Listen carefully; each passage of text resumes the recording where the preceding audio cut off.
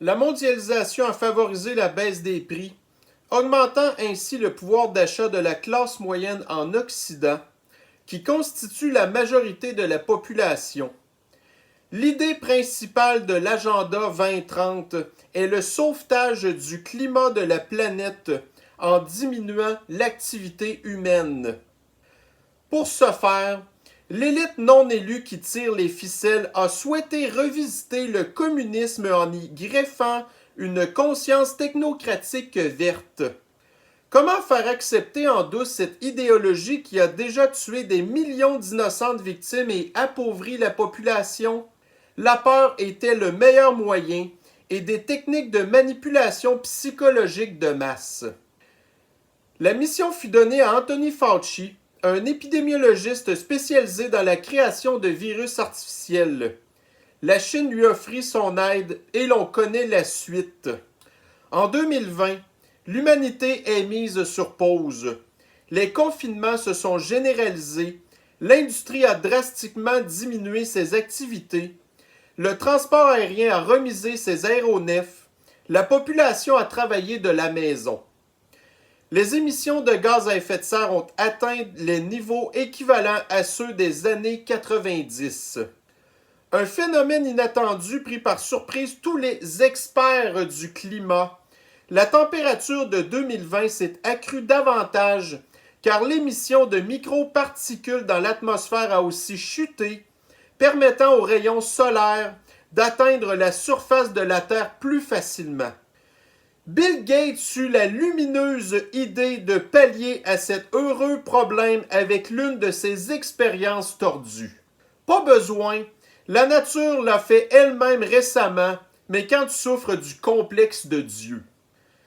La pandémie a créé une hystérie mondiale et, une fois de plus, les experts de la non-science épaulés par les firmes de conseil corrompus ont pressé les dirigeants du monde entier de se prémunir d'une pléthore de matériel sanitaire et d'appliquer des protocoles de précaution les plus farfelus les uns que les autres. 2 ans se sont passés et la nouvelle réalité est devenue la norme. La population est forcée de subir ces artifices de contrôle social et la génération future souffre de conséquences neurologiques irréversibles.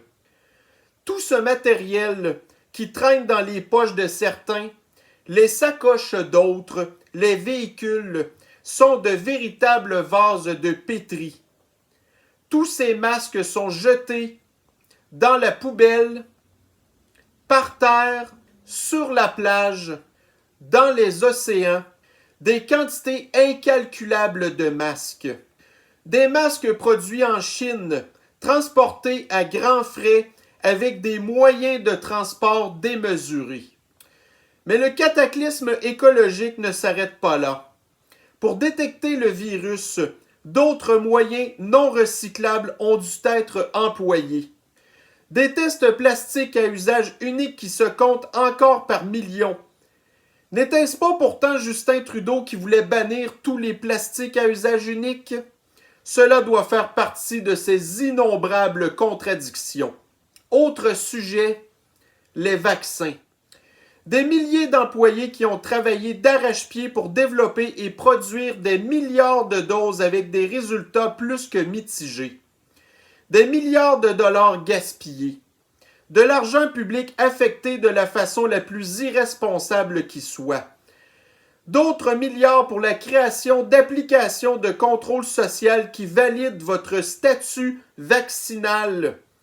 Encore plus de milliards pour la collecte des données dans des serveurs qui consomment des sommes considérables d'énergie et émettent de la chaleur. Énergie produite comment? Par du renouvelable dans certains cas, par des combustibles fossiles pour d'autres. De l'énergie précieuse qui aurait pu être utilisée à meilleur escient. Apparemment, pour nos dirigeants, le contrôle social est une priorité. Imaginez maintenant tous ces déplacements qui ont été faits pour aller se faire tester, acheminer ces tests dans les laboratoires. Et ces tests, comment sont-ils arrivés dans les cliniques de tests? Tout ce matériel sanitaire majoritairement produit en Chine, comment est-il arrivé jusqu'à nous? Les produits chimiques utilisés pour le traitement médical qui est inoculé sans se soucier des précautions les plus élémentaires? Je pourrais continuer avec d'autres exemples pendant longtemps. La pandémie est une catastrophe environnementale sans précédent. Tous les efforts que l'on demande à la population pour limiter ses déplacements, toutes nos libertés violées pour nous empêcher d'aller où l'on veut, ou nous faire porter le fardeau de diminuer notre empreinte carbone sous prétexte de sauver la planète. Nos efforts sont annulés par des psychopathes qui n'ont que des mauvaises idées. Encore et toujours des mauvaises idées. Oui, une part des changements climatiques est attribuable aux activités humaines. Je vous laisse deviner à cause de qui. De celles et ceux qui pourrissent nos vies continuellement.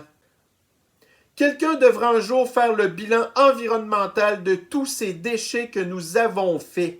Quelqu'un devra un jour faire le bilan des émissions carbone attribuables à cet événement sans précédent qu'ils ont créé.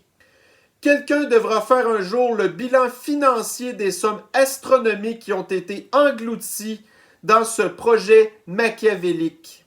La pandémie se classe parmi les plus grandes catastrophes environnementales de l'histoire.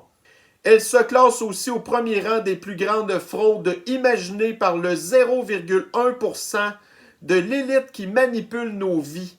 Cette élite doit impérativement être supprimée pour le bien de tous, notre terre incluse.